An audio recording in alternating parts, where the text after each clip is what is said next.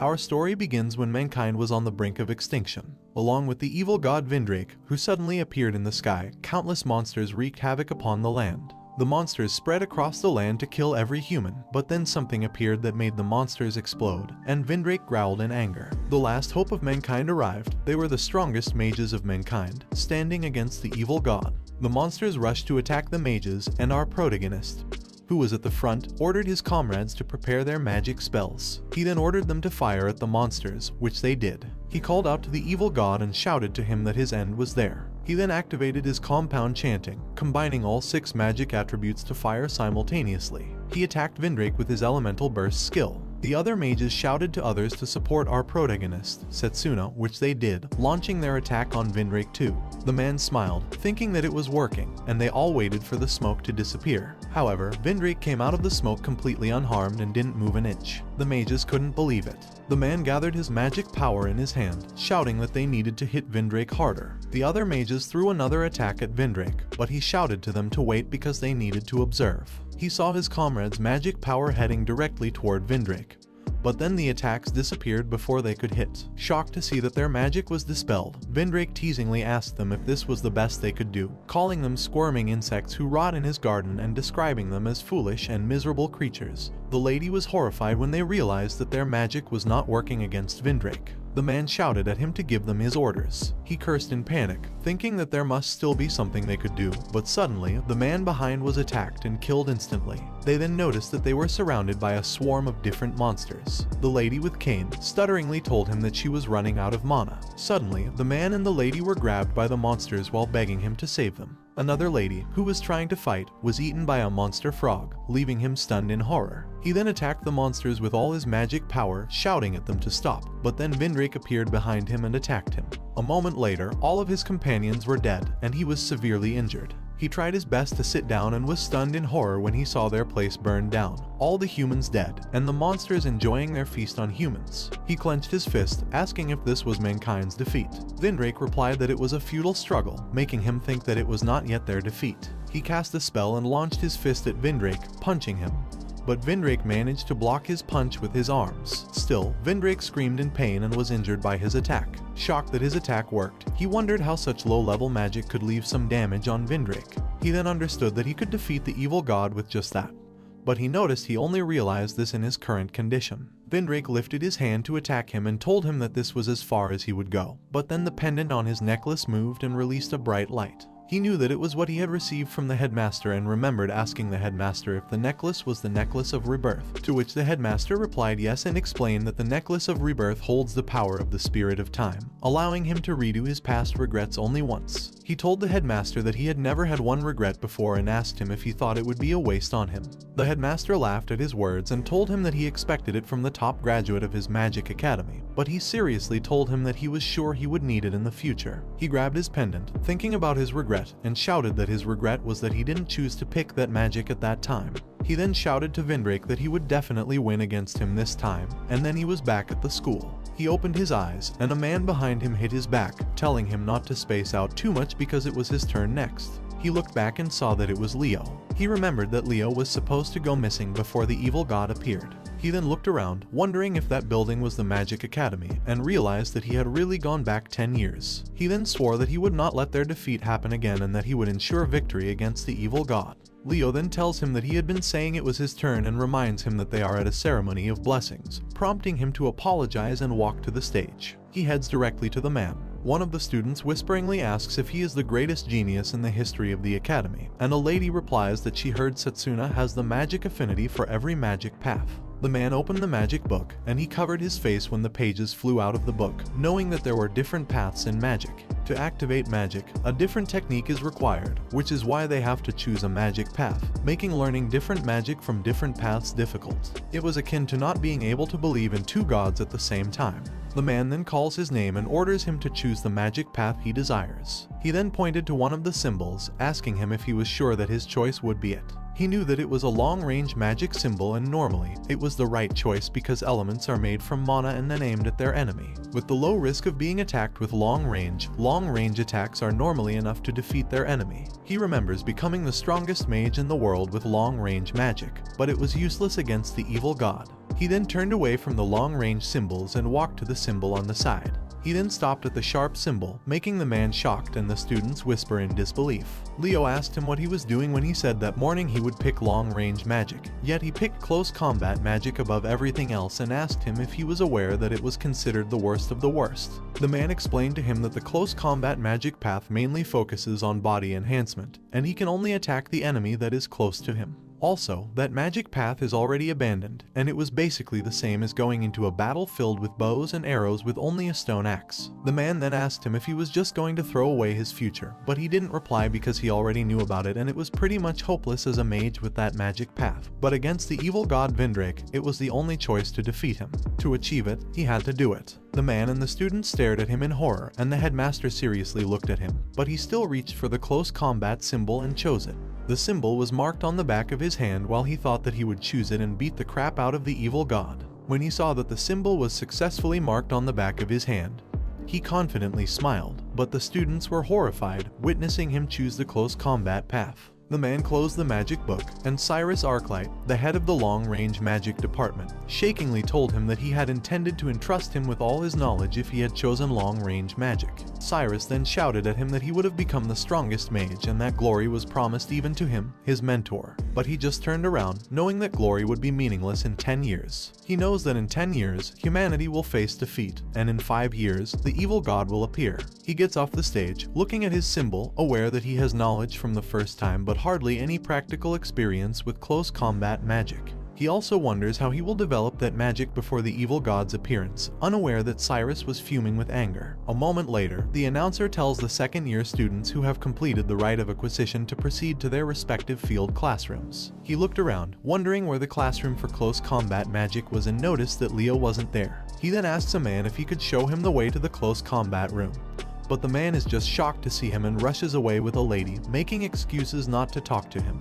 He looks around and sees the students whispering about him. He then heard some of the students say it was over for him too and that he'll learn his lesson for choosing such a field to stand out. He realizes that just by choosing close combat, the treatment towards him is quite different from last time. However, he decides to ignore them and thinks that he'll have to find his room himself.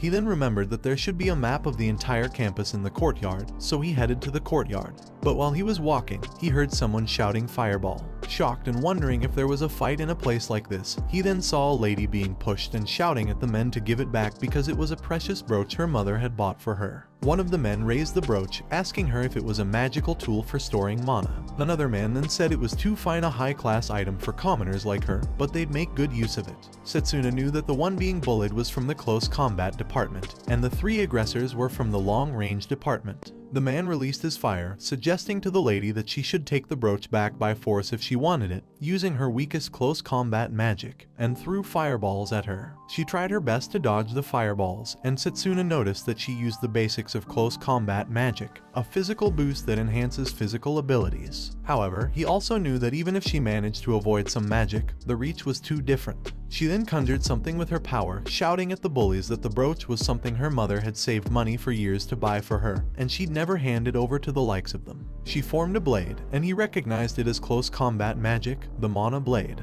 The fire mage laughingly told her it was hopeless and threw fireballs at her again, taunting her about whether that dagger would reach him. She was hit by one of the fireballs, throwing her to the ground. The man teasingly told her she was pathetic and that no matter what she did, it wouldn't reach them, the long-range mages. The fire mage then threw another fireball at her, shouting that she would probably spend her whole life never getting anything like it. Stunned in fear as the fireballs neared her, Setsuna used his magic power and dashed to the men at speed. She saw him reaching for her, and fortunately, he grabbed her away in time to avoid the fireballs, leaving the bullies stunned in horror and shock. He asked her if she knew where the close combat magic department was, telling her that he wanted someone to guide him there, making the lady look at him confused. One of the bullies shouted, asking if he was Setsuna Cromwell, and they noticed he had chosen close combat magic based on the symbol on the back of his hand. The fire mage asked his friends if they were serious and shouted that it was perfect. He released a fireball in his hand, telling his friend that if Setsuna was in close combat, they could beat him up as much as they wanted.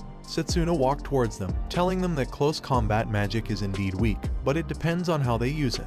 While observing, he noticed there was room for improvement. He then told them that the quality of the magic field doesn't necessarily determine the outcome of a battle. The lady shouted at him to stop, warning that those men were seniors and he could get hurt. but the fire mage threw fireballs at him and shouted to the lady that it was too late. Setsuna concentrated the magic on his legs using a physical boost specifically for leg strength and dodged every fireball with ease. He smiled, realizing that with his current speed, he could also dodge magic, and thought that if he could move this freely, he wanted to try more. While avoiding the fireballs, he taunted the mage, noting that he had only been shooting fireballs and asked if he couldn't use any other elements. The mage was flustered and shouted at him to shut up, puzzled by Setsuna's movements and realizing he couldn't aim properly. The mage, now furious, gathered a huge fireball in his hands and shouted that he wasn't joking around. However, when he threw it towards Setsuna, Setsuna simply created a mana blade and slashed at the huge fireball, slicing it into two. The mage couldn't believe that his fireball had been sliced, and the lady asked Setsuna in shock if such a thing was possible, to which he replied that it was a matter of magic against magic,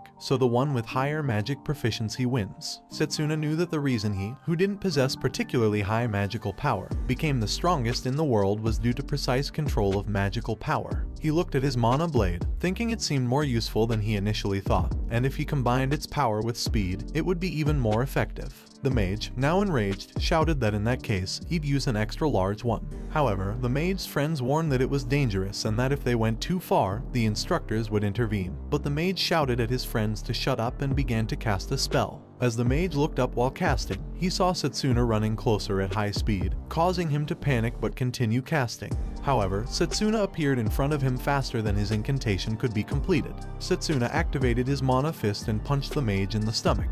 The man collapsed, and the other bullies, along with the lady, were left open-mouthed in shock as he fell to the ground. Setsuna clenched his fist, confident that as long as it was within his range, he could fight effectively, even with close combat magic. One of the bullies sweated in fear, realizing that although close combat magic was supposed to be the weakest, Setsuna's mere use of it demonstrated considerable power. He extended his hand towards the men, asking them if they had forgotten something. The bully hastily handed over the brooch, thinking that it was wise to obey Setsuna for now. The two men then helped their fallen friend and walked away. Turning to the lady, he said he had retrieved her brooch and handed it back to her, inquiring if he was correct in thinking it was important to her. She relaxed and thanked him gratefully, then clipped the brooch back into her pocket. She mentioned she hadn't introduced herself and extended her hand, introducing herself as Layla Rosewell. As he was about to shake her hand, she quickly grabbed his and shook it excitedly, saying she knew who he was due to his famed affinity for all magic paths, and asked why someone like him would choose close combat magic. He wanted to say it was to defeat the evil god, but he guessed no one would believe him. So, he instead asked if she could show him the way to the close combat magic department, realizing from her reaction that the orientation had already started and saying they should hurry. They followed the silent path, noting the department's building was located at the edge of the campus, underscoring the unpopularity of close combat magic. She told him he had to teach her how to make that mana blade from earlier, and he replied that it was nothing special, as it all depended on the control of mana. He realized that close combat magic could be used in many ways depending on the circumstances, and if he could master it, he should be able to counter the evil god's dispel magic. He then recalled the day he met with the headmaster. The headmaster had removed his gloves and placed them on the table, revealing that he possessed symbols of two different magic paths, which shocked Setsuna. He was stunned, knowing that normally they could only take one path, and noticed that summoning magic was on the headmaster's right hand. But he had never seen a seal on the headmaster's left hand before. He asked the headmaster what the seal in his left hand was, but the headmaster told him that he would tell him when the time came, and just because it was him, he would entrust him with the secret of that second magic path. However, in the end, the headmaster never taught him that magic, and after the emergence of the evil god, the headmaster was assassinated. He had also sensed the danger posed by the headmaster's second magic path, so he swore that he'd definitely learn it and change the fate of destruction. He was brought back to his senses when Layla pointed to the old building in front of them and told him that it was over there. They rushed to the building while he was busy thinking about the problem of how he was now and how he got the headmaster's recognition. As they got closer to the door, they saw the professor waiting for them. The professor was irritated and told him that it was nice of him to be late with a woman.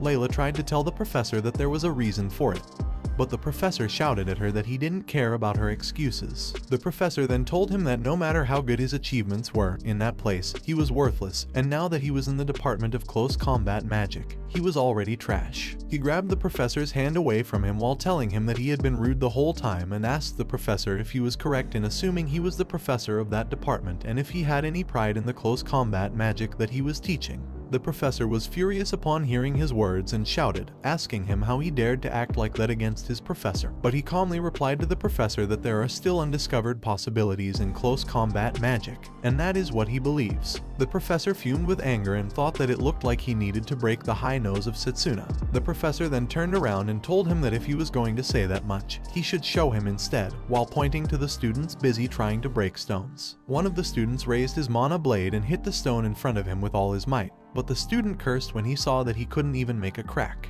He asked the professor what the test was, and the professor explained that it was the first test needed to determine their rank in the class. There was a crystal embedded in that black steel rock, and all he needed to do was to extract it as quickly as possible. The professor also mentioned that those who fail would be punished. He then shouted to the students that it had already been an hour, yet none of them had managed to break it. The students replied that, easy as he might say, the stone was really hard, and they questioned how they were supposed to break it with the magic they had learned so far. One of the students loudly speculated that the professor was frustrated because he hadn't been chosen for promotion, prompting his friend to whisper a warning to lower his voice since the professor could still hear him.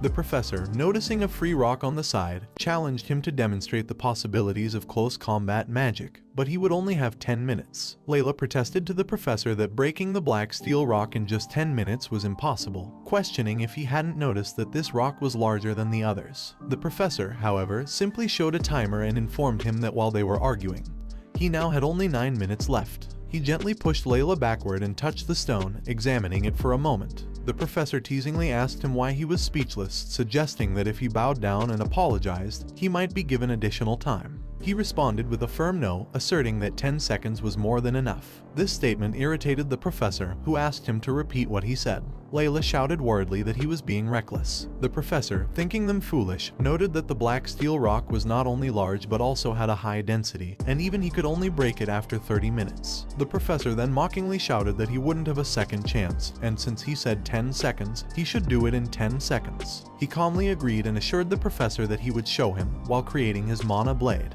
He stared at the stone, knowing that to get acknowledged by the headmaster, he had to be the best in the department at the very least. Then, grasping his mana blade, he thrust it at the stone in front of him, thinking that he couldn't let trivial things like this hinder his goal. The tip of his blade hit the center of the stone, but it didn't break, making the professor shout that he was all talk after all and question what kind of punishment awaits him for disobeying his professor. Suddenly, when he pulled the tip of his blade away, the stone cracked and exploded into pieces, leaving the professor confused. He then handed the crystal to the professor, stating that it took 10 seconds, which made the professor shout in shock. Layla, along with the other students, couldn't believe he had actually done it. The students, in shock, questioned if he was stronger than their professor. Hearing this, the professor shouted, refusing to admit such a thing, claiming it was cheating. He pointed at Setsuna, arguing that the rock was so hard it wouldn't shatter even in 10 minutes, so breaking it in 10 seconds clearly indicated cheating. However, Setsuna simply asked the professor what he meant by 10 minutes for a rock like that and suggested that perhaps it was time for him to resign and start over as a student. The professor, shouting in anger, called him a brat, but then someone appeared behind him and called the professor by his name, Zakari. The man then grabbed Zakari's bald head, inquiring if he was bullying students again. Zakari, stuttering, addressed the man as head professor Lionel. Lionel, with a yawn, mentioned they were interrupting his nap and told Zakari that Setsuna hadn't cheated at all because he read the flow of mana within the rock and aimed for its weakest point. Lionel then questioned Zakari's competence as an instructor for not being able to see through it, making Zakari jump a little in fear. Lionel shouted to get everyone's attention and announced that their professor Zakari was about to demonstrate Mana Guard. Positioning himself, Lionel assured Zakari that if he had trained regularly, he wouldn't die from it. Zakari, in fear, swung his hands forward, admitting his fault and swearing never to do it again.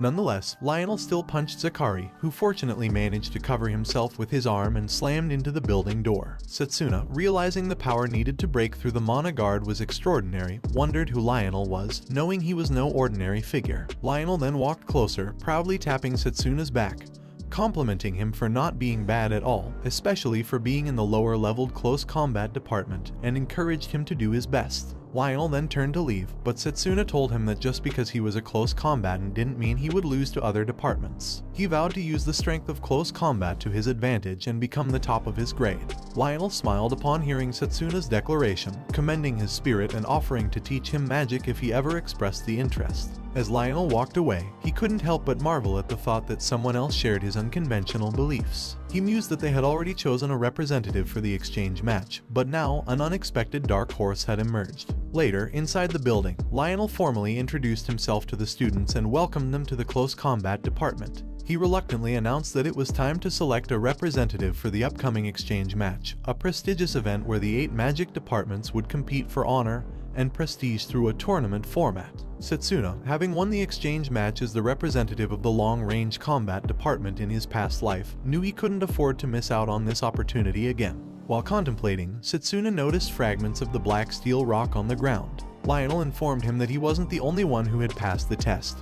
Before their arrival, someone had extracted the crystal using just his fists. Setsuna's gaze shifted towards a man at the side of the room as he wondered if those fragments could have flown from such a distance. Lionel summoned Drago Okard to come forward. Drago approached and directly questioned if he was Setsuna Cromwell, challenging why someone with aptitude in other magic paths would choose close combat. Setsuna started to explain his choice, emphasizing the unique applications of close combat magic, but Drago cut him off, loudly demanding he justify his supposedly weak physique. Bulging his muscles, Drago boasted about his family's generations-long dedication to close combat magic and how he himself had spent 17 years honing his body for it. Suddenly, Drago dashed towards Setsuna and launched a punch at his side with considerable force. Remarkably, Setsuna didn't budge, while the sheer force of the punch caused other students to fall to the ground.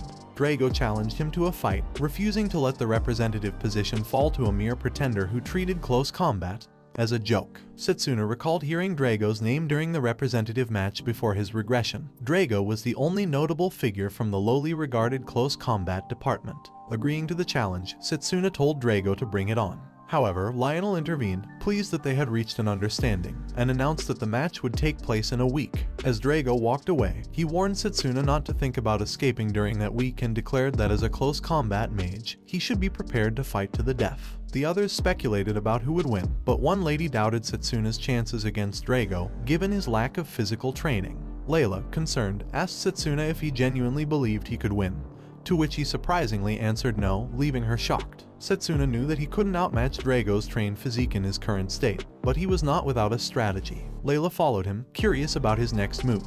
They soon arrived at a forest, where Layla was astonished to see a giant tree. She questioned the significance of their location, and Setsuna revealed it was his secret training spot, known only to him. He confidently told her that in this place, he would become 3 times stronger. She told him that it was a massive tree and must be a sacred tree, more than 1,000 years old. Suddenly, the tree released a green light, and the light appeared around him too, making him feel it and realize that he was being acknowledged by the tree once again. She asked what the light coming from the tree was, and he replied that it was the blessing of the sacred tree. He explained to her that it was only given to those who have been acknowledged by the sacred tree. With gratitude for that holy mana attribute, he could recover his mana. He also told her that as long as he was there, he had no worries about running out of mana and basically, he could train until he reached his limit. She was amazed, but she knew that Drago was a natural-born close combat mage. She thought that since Setsuna had helped her get her brooch back, it was her turn now to help him and decided to start scouting, leaving him looking at her confused. The next day, in the close combat department's training room, Layla looked around but was shocked to see Drago easily bench pressing the huge barbells, making her wonder what in the world was going on. Thinking Drago was the only odd one there, Drago called Lionel and asked him if the black steel rocks were still in the yard. But Lionel just asked him back if he was planning on crushing all of the rocks. Drago walked away and replied that he wouldn't break them, then put the black steel rocks behind him and did his push-ups while telling Lionel that he was only borrowing them. Layla, who was peeking, was horrified and thought that if someone received a punch from Drago, they would die. She then ran away, wondering if Setsuna was really going to be fine. Meanwhile, in the forest, he was sitting and leaning on the sacred tree, busy reading a book of martial arts, when Layla exhaustingly appeared in front of him and asked if this was the time to relax like that. She reported to him that Drago was doing push-ups with 5 black steel rocks stacked on his back. He told her that he expected it, but it was already given that Drago would do that to train his physique, and told her not to worry because it was also part of his plan. He then rushed to read the martial arts book with his mana. She asked him what he meant, and he replied that a physical boost is basically reinforcement, and controlling the nervous system with mana. He explained to her that if they want to boost their legs, they just need to focus on their legs, and if they want to boost their hands, they just need to focus on their hands, so in case they want to boost their memory, they just focus on the head. He then threw the martial arts book aside when he finished it, stood up, and took off his coat while telling her that once they have got the techniques in their head, they just need to put them into practice. As a leaf fell to the tree, he sensed it and swiftly hit it with his leg before it could touch the ground. More leaves fell, and he managed to shatter every single one of them with his mana blade, leaving Layla, who was watching, amazed. She excitedly told him that she had never heard of a method to learn that fast. But he told her that it was still not enough. Suddenly, he felt dizzy and in pain. He then collapsed to the ground, overcome by tiredness. He saw his hand was bruised and severely injured but told her that he was fine and had merely pushed his muscles to the limit with a physical boost. He then focused on boosting his healing, and in just seconds, his severely injured body healed while he told Layla that he could strengthen his body in a short period of time. She told him that he didn't have to push himself like that and there must be another way, but he replied no, stating that he couldn't keep up with Drago with half-baked methods because Drago had been training for years in close combat magic after all. He then told her that in the remaining week, he needed to do the destroy and reconstruct method 1,000 more times, leaving her stunned in horror and asking him what he meant by 1,000 times when just a single cycle was already that painful. But he just smiled, thinking that it was nothing compared to the training he had undergone, reminding him of that time. Back in the orphanage, Setsuna couldn't use any magic, and every day, he spent his time practicing but failed many times. Even then, he kept on practicing. Even if growth was slow, he was getting better step by step. He then told her that as long as he could get stronger, it was nothing. Then, in days, they both practiced, exercised their bodies, and trained their skills together. She remembered someone said that Setsuna only had talent. Then, looking at him pushing up with the black steel rocks on his back, she realized that in reality, Setsuna had been working harder than anyone. The day of the match arrived, with Drago and Setsuna both on the stage. Drago told him he didn't run away, and he replied that he wouldn't run away because, after all, he was the representative for the close combat department. Lionel raised his hand, asking them if they were both ready, and when the tension between them was palpable, Lionel shouted for the match to begin, and Setsuna immediately dashed toward Drago. He swung his hand towards Drago, but Drago blocked his attack. He twisted one of his feet to gain force and kicked Drago with power. Drago blocked it once more but was pushed back due to the force. He noticed that Drago took everything with mana guard. He was shocked when Drago appeared in front of him and launched a strong punch toward him. It made a loud explosion sound upon impact, and the force made the students on the bench, who were watching, cover their faces. Layla, worried, called out his name, and they all waited until the smoke cleared.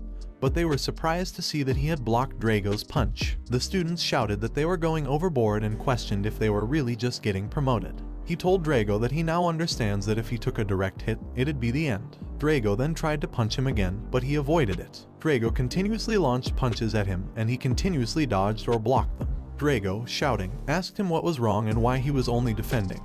But he silently continued to dodge, making Drago stop attacking to tell him that in the end, his body is still weak and that seems to be his limit. Layla thought that even after all the training Setsuna had done, he was still no match for Drago. They both continued to attack, and Lionel, who was watching them, knew that at a quick glance, Setsuna seemed to be pushed back. Drago then raised one of his feet, and he swung his hand forward to block Drago's foot in time, making Drago frustrated. But Lionel knew that Setsuna was perfectly deflecting all the attacks with his mana control. The frustrated Drago didn't stop attacking him, but he just defended himself without counter-attacking. Drago furiously told him that the elites always look down on close combat, but he remained silent. Drago then spoke about him and his father, who were born into a family that excels in close combat, and asked if he knew how much humiliation they have suffered so far. Drago then created a mana blade and swore to him that he would definitely change that fate with his own hands. He also created a mana blade, and they both rushed towards each other to attack.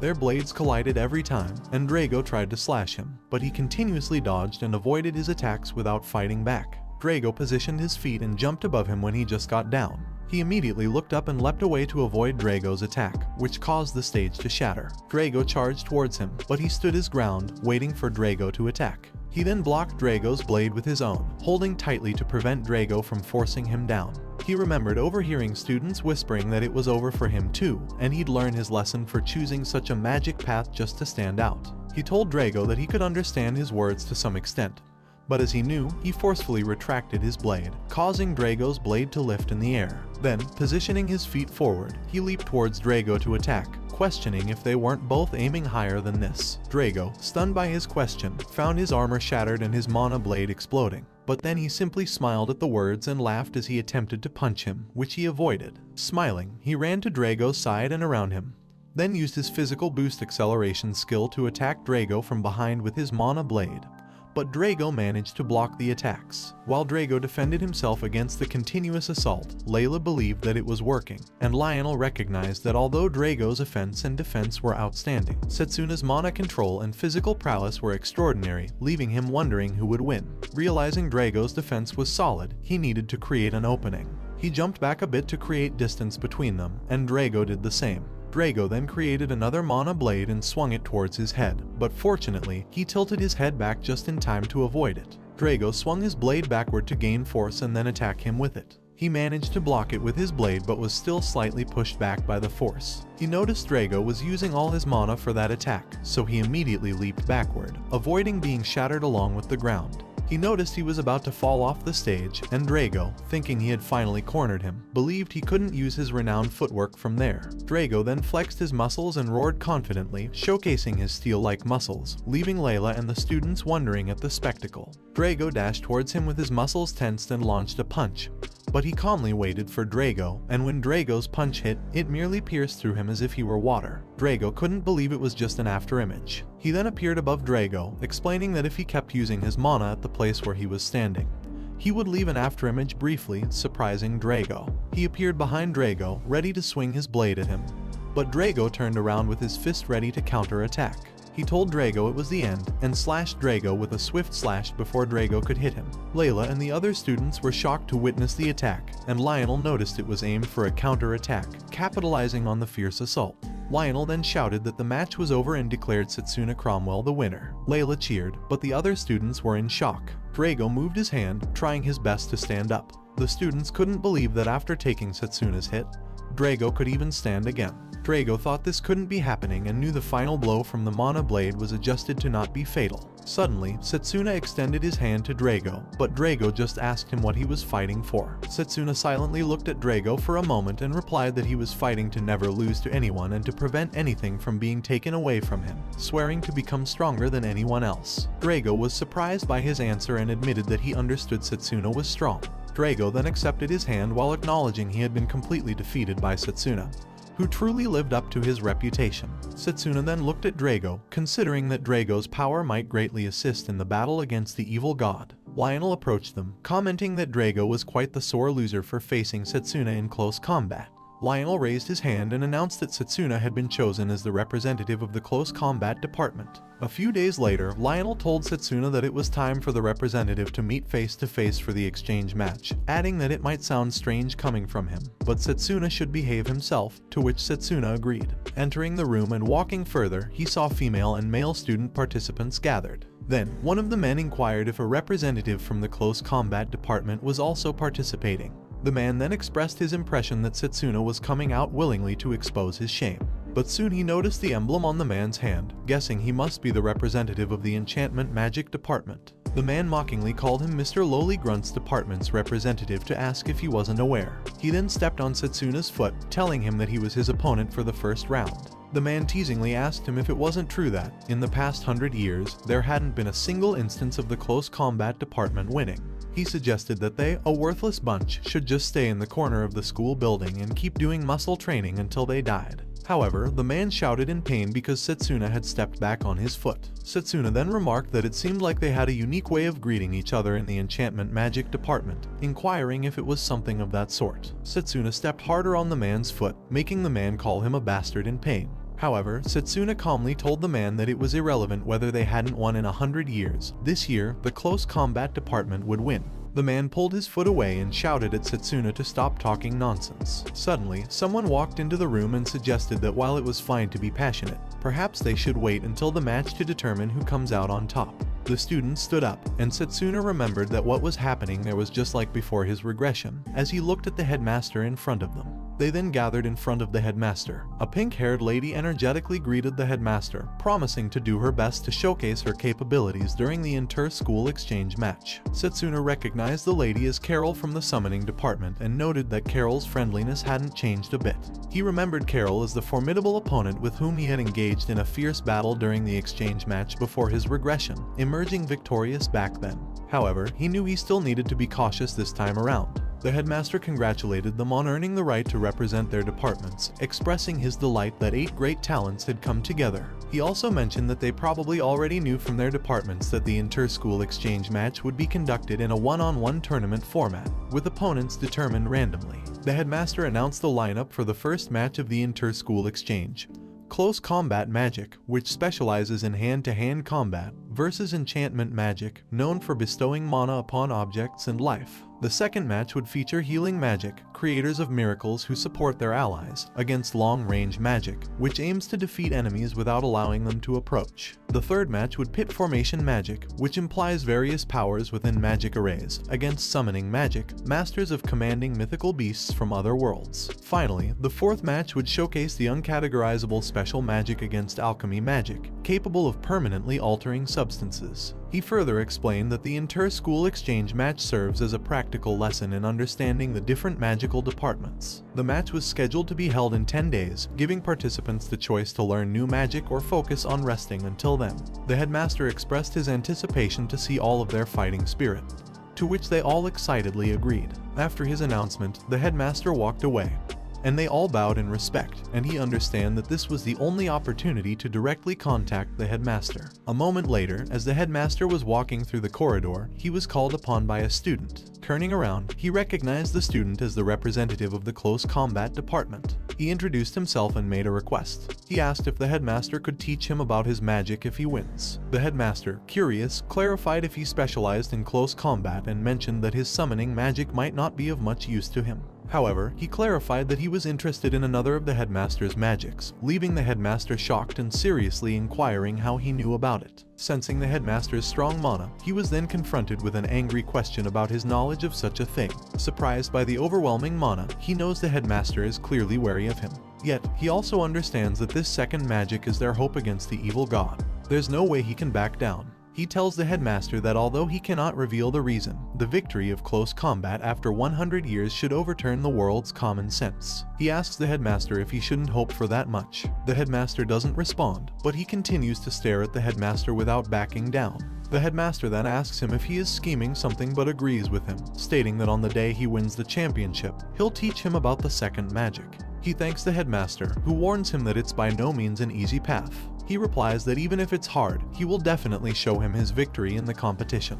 The headmaster turns around to leave, commenting on his spirit. A moment later, he is outside, eating his bread, reflecting on his school life after 10 years and finding his free time quite boring. When he bites into the bread, he realizes it's delicious and decides to thank Layla for recommending it. He then realizes there are 10 days remaining until the event and knows he must prepare as best as he can. Suddenly, someone tells him there's no need for that, and a huge fist appears close to his side. Fortunately, he covers his face in time to block it and jumps away, creating distance from the golem.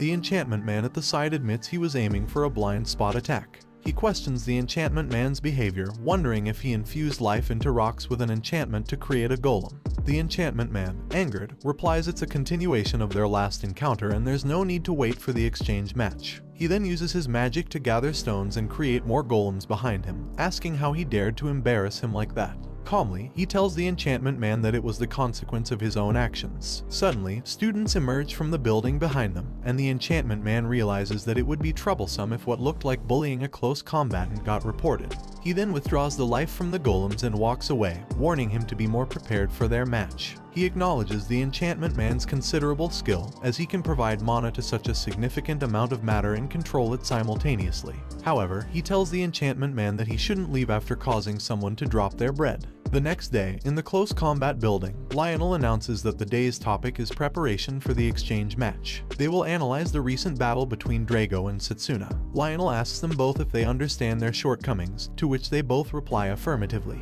Lionel instructs Drago to share first, and he admits that he lost control of his mana and emotions. Lionel then turns to him, who confesses that he lacked basic power and was inferior to Drago in terms of sheer strength. Lionel praises them, explaining to everyone that recognizing their weaknesses is the first step toward growth. Lionel also advises that they should start improving immediately in today's match. Layla calls Lionel to ask if that match serves as training for an exchange match, to which Lionel responds affirmatively, commending her question.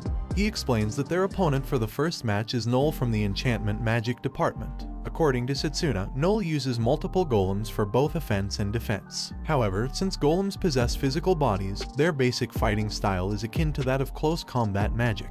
Lionel then assigns specific tasks for today's match. He instructs Drago to focus on speed and, acting as multiple golems, to attack from all angles. He orders Setsuna to deflect Drago's attacks and counter, to which Setsuna nods in agreement. A moment later, Drago tells him it won't be like last time, eliciting a response that he is looking forward to it. Drago then charges at him and launches his fist, but he calmly waits for it and tilts his head to the side to dodge. As Drago slides one foot to the right, he anticipates an attack from that direction. However, Drago smiles and surprisingly punches him from the left, which he fortunately blocks with his arms. Realizing his reaction speed was too slow, Lionel praises Drago for balancing speed and power effectively. Drago quickly moved in front of him, launching a punch to the right, which he dodged. He then stepped one foot backward, anticipating Drago's next move, a left hook. However, he was surprised when Drago instead attacked from the right, but he managed to avoid it, realizing Drago's initial moves were a feint. Lionel praised him for his good judgment and instructed him to dodge with a step and counterattack. Spreading his legs while acknowledging Lionel's advice, he dodged Drago's left hook and launched his right fist in return. They continued to practice until both were down on the ground, exhausted. Drago complimented the match, to which Lionel provided them water, noting that their movements were commendable. With a few days' practice, they could handle being surrounded by 4 to 5 golems. However, he warned Lionel that no amount of training should lead them to let their guard down.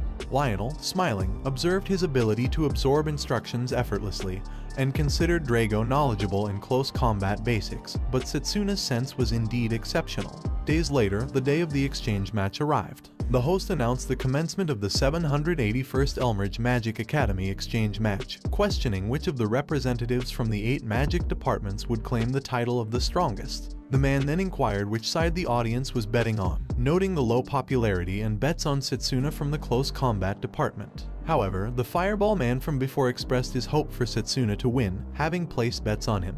The students noticed Cyrus with the long-range representative and speculated if the man next to Cyrus was Actor from the long-range magic department, thinking Actor might face the winner of this match. The host announced that the exchange match's stages would change randomly, revealing that this time it was set in a desert. Noel, smiling, commented on the setting, but he just silently stared back at Noel. The students cheered for Noel, mockingly expressing their pleasure at his facing the underdog department. Layla, irked, shouted back at the students, challenging them to watch closely and reconsider their underdog assumption. He smiled upon seeing Layla argue with the enchantment department students while Lionel attempted to calm her. The host then raised his hand and dramatically signaled the beginning of the first match by bringing it down, shouting for the match to start. Noel took out a piece of black steel rock and teasingly asked him if he knew what it was. He simply replied that it was a black steel rock, to which Noel agreed and threw it onto the sand forcefully, explaining that it was a fragment needed to make a golem by fusing it with the sand. Suddenly, something emerged from beneath the sand, and the piece of black steel rock transformed into a huge golem.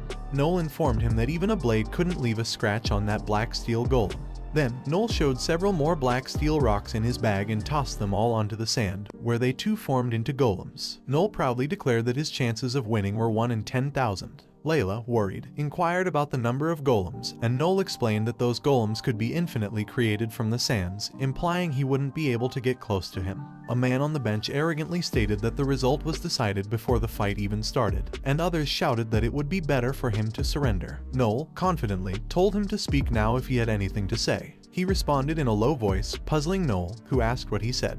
He then told Noel it was boring and hadn't expected that to be his trump card, which made Noel furious, asking him what did he said. Noel ordered his golems to overwhelm him. The golems rushed at him to attack. A loud noise echoed from the stage, but the viewers couldn't see anything due to the sand. Noel, laughing, taunted him, while the students wondered aloud what was happening, unable to see through the dust cloud. Meanwhile, the golems that rush to him fall to the ground, and with a multiple swift slash, he dispatched the remaining golems. He informed Noel that he had already mastered the black steel rock, shocking Noel, who knew the golem's resilience. Noel then revived the golems with his enchantment skills, shouting that he could create as many as he wanted. As the golems rushed at him again, he calmly stated that in close quarters combat, close-range magic was supreme.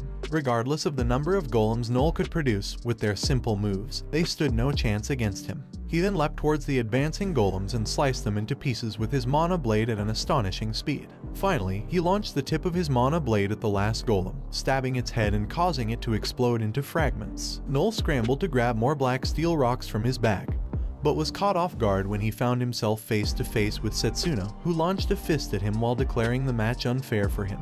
Noel was struck in the face, sending him tumbling and dragging across the sand. Meanwhile, the viewers, unable to see through the dust cloud, questioned eagerly what was happening inside it. As the dust began to settle, the crowd murmured in disbelief, questioning who was left standing. To their astonishment, it was revealed that he stood victorious, and the host announced that Setsuna Cromwell had won. He smiled, acknowledging his victory in the first battle, while Layla cheered, proud of his accomplishment. The enchantment students watched in horror as the close combat department celebrated a rare victory, speculating on how long it had been since their last win. One student pondered whether continuously creating new golems led to an unsustainable output, causing Noel's downfall, while others expressed anger, insisting that Setsuna's victory was a fluke and that the close combat department had merely gotten lucky. In contrast, Cyrus clenched his teeth in frustration, refusing to accept the defeat as a mere self-destruction. Actor, noticing his instructor's reaction, acknowledged Setsuna's prowess, suggesting the need for precautionary measures against him. As the fierce competition progressed, the second match commenced. He approached Layla, who was commending him for his performance, inquiring if he intended to watch the next match. He affirmed, hinting at seeking inspiration for his own tactics. Observing the current contenders, summoning versus formation,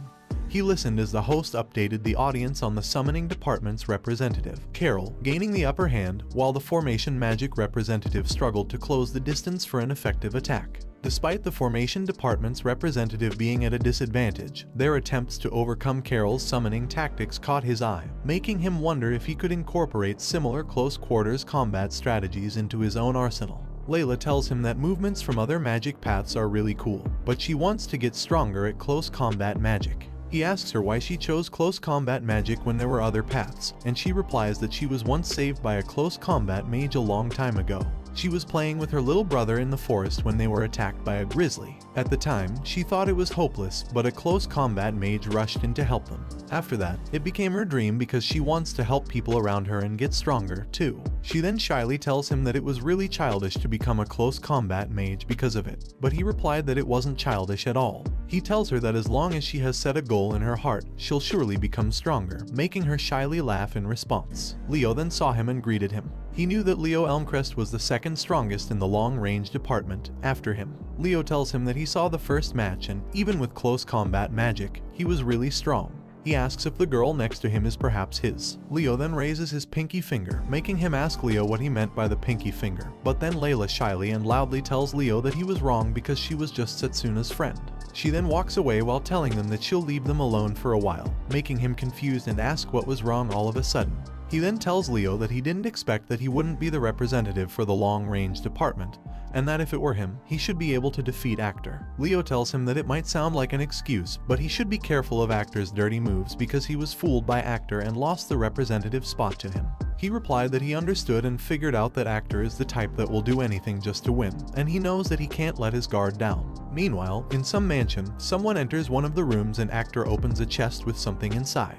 Actor then smirks creepily upon seeing it. Days later, the host announced to everyone that the first match of the second round was long range versus close combat, and the selected stage was the Scorching Hell, where falling means the end. Drago tells Lionel that with that stage, even approaching the opponent would be difficult, and Lionel responds that, again, it was a stage advantageous for their opponent. On the other hand, Actor tells Cyrus that it was expected from the head of the long-range department because that level of cheating is a piece of cake for him. Cyrus replies that he must thoroughly teach Setsuna a lesson and make Setsuna regret choosing close combat. Meanwhile, in Setsuna's room, he tells Layla not to touch the vase on his table, making her confused. He then explains to her that the vase is a contact-triggered magic tool and it'll completely suck up her mana. She was shocked upon hearing it and asked him why he had put something like that there. He sighingly replies that it was a trap aimed at him, and it makes it the 7th one. She was horrified upon hearing that it was the 7th one and asked him if he was alright with them. He replied that he had avoided dealing with them, so there was no problem, and he knew that the culprit was undoubtedly Actor because Actor was quite cunning and didn't even leave any evidence behind.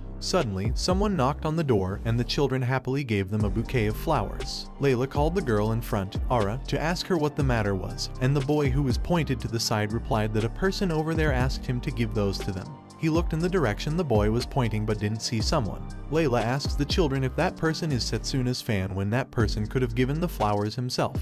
Ara coughed and breathed heavily while the boy, coughing, tells her that the person said he was embarrassed. Ara let go of the flower and, shakingly, told them that she felt a bit dizzy. He then saw a black spot on Ara's neck and remembered that he had seen those spots several times on the battlefield before his regression. He immediately kicked the flower away. Layla, who was hugging Ara, asked him what was wrong, and he replied that the flower was a poisonous grass called veninum. The boy started to shake and cough too, and suddenly, all the children were down on the floor in pain. He was furious that Actor dragged even children into it and that Actor was going to go that far. He tells Layla that if they don't treat the children quickly, it will become irreversible, but he knows that finding a healer right now who can deal with that poison won't be easy. She asked him if she was right that the children's condition was urgent, to which he replied yes. He then told her that she should stay away because there was a chance that the poison could infect just by being near it. She frowned in fear but told him that it was okay while reaching into her pocket. She then showed him her brooch, explaining that it was a magic tool that stores mana. She explained that it had healing magic her mother had embedded for her. She used it to heal the children, and he saw the dark spot fading away from Ara's neck.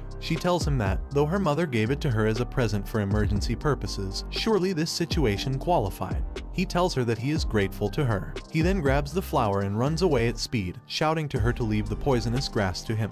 He knows that veninum grass is most toxic when it blooms, so he must dispose of it before it blooms. But if he does it in a crowded place, the toxins will end up scattering.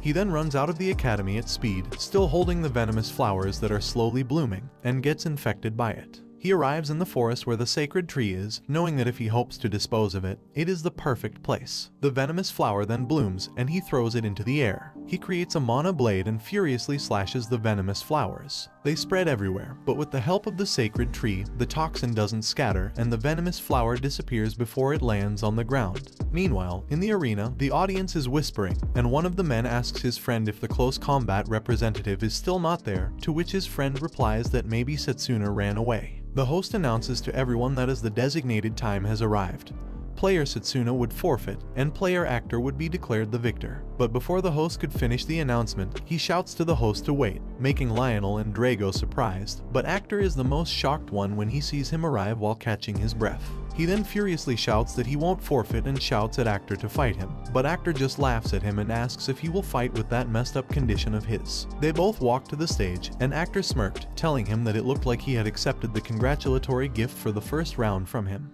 He asked Actor if this was his way of doing things and told him that unrelated kids were being affected by a deadly poison. But Actor acted as if he didn't know about it and asked if there was such a thing, making him clench his fist in anger. Actor then told him that he was surprisingly passionate and that even the kids should be happy to be used by the elite, making him furiously call out Actor's name. The host then shouted to everyone that the second round begins, and Actor immediately attacked him with Storm Ballet, which he jumped to the side to avoid. Drago asked Lionel if there was anything wrong with Actor because Actor's mana was totally unrefined. He held his shoulder, knowing that with the protection of the sacred tree, the venom grass's poison was purified, but there wasn't enough to purify the poison inside his body. He then saw a swarm of magic powers heading toward him but managed to jump forward in time to avoid it. However, Actor, smiling, shouted not yet and continuously attacked him. He continuously jumped by the stones to avoid every attack of Actor while getting closer and closer to him. The host announced that the close combatant was completely on the defense, but Cyrus smiled, thinking that their preparation was worth it. Cyrus then told him that he better prepare himself for humiliation. But he just peeked at the audience side, noticing that Layla was still not back, and hoped that the kids were safe.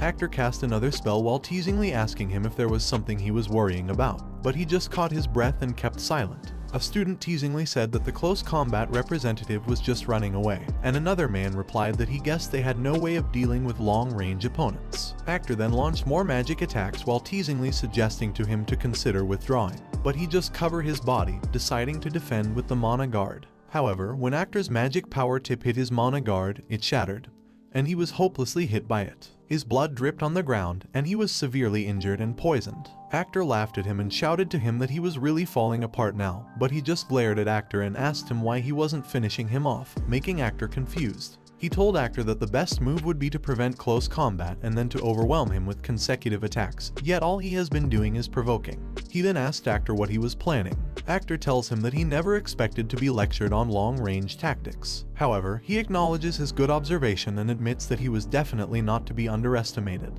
Actor then shouted for him to look around, and he saw that there were no stones left to jump around him. The Fireball Man was shocked and asked when Actor had done it. Actor tells him that he adheres to the principle of avoiding unnecessary risks, and that it was his aim from the start. Actor then activated his Storm Cannon skill, making Drago and Lionel frown in panic and worry. Actor, holding the Storm Cannon, told him that with it, it was over for him. Suddenly, Layla called out to him from the audience's side and shouted that the kids were safe now, making him smile and use his physical boost, saying that he didn't have to worry about the children anymore. With his fully healed body, he tells Actor that it was his comeback, making Actor shocked and asking him how he has recovered. He created a mana blade while replying that it was not that surprising and explained to Actor that it was an application of physical boosts, and he had been activating his cells all along while fighting and breaking down the poison. He also tells Actor that when he was busy chipping away at the footing, he fell for the plan and called Actor a coward. Actor, stutteringly, tells him not to get cocky and asks him what he can even do in that situation. Cyrus shouted to Actor that he was right and ordered him to do it, which Actor followed and released his Storm Cannon in his direction. He faced the Storm Cannon, knowing that there was no footing and the remaining magical power was scarce, but he tells Actor that much should be enough for him. He then swung his mana blade at the Storm Cannon coming in his direction. He got slashes, but he tried all his might and managed to throw it back at Actor, making Actor shocked, and Drago couldn't believe that he repelled it. Actor swung his hands forward and stopped his Storm Cannon before it hit him in time. Actor then asked him if he thought he couldn't nullify his own magic and told him that his strategies had run out, so it was over for him, but Actor was stunned when he appeared in front of him with his mana blade. He then asked Actor if he did not think he could leap that distance. Actor shakes in fear and disbelief and gets slashed with his mana blade. He then tells Actor, who has collapsed on the ground, that if he wants to seek forgiveness, he should do it from the children. The host then announced that the winner was Setsuna Cromwell. Drago smiled in pride, and Lionel was finally able to light his cigar, but Drago was shocked when he noticed that the ground Setsuna was standing on crumbled into pieces. The students panicked and shouted that those two were falling while looking at him and Actor falling to the lava. While they were falling, he noticed that Actor was unconscious, which was bad. He immediately jumped to a stone behind him and grabbed Actor's leg before he could fall to the lava. He cursed in panic, but then someone called Fenrir and a beast caught him in time. He knew that it was Carol summoning magic, and the audience cheered when Fenrir successfully rescued them. The beast landed on safe ground, and Carol sweetly praised her beast for doing a good job while he was being treated. Carol looked at him and said that it seemed like he'd be fine even without her help, but he told her that she really rescued him. He knew that Carol of the summoning department was a contender for the championship and had both talent and style. He thought that if Carol kept winning like this, he better be prepared for a fierce battle. The students couldn't believe that the close combat representative won again, making them guess that it was not a fluke and thinking that if it continued like this, it would be absolutely unprecedented, while the headmaster was silently and interestedly watching him. On the other hand, Cyrus was fuming with anger and calling Actor a useless bastard. Cyrus then shouted to him that he would never forget this. A moment later, when he was changed and rested, Layla praised him, and Drago told him that he heard the situation from Layla. He asked Layla what happened to the children, and she replied that the children were sleeping in the infirmary for now and the doctor said they'd recover soon. He replied that he understood and it was a relief, but then he felt something dark and was stunned for a moment. He then looked back to check who it was, making Layla ask if there was something wrong.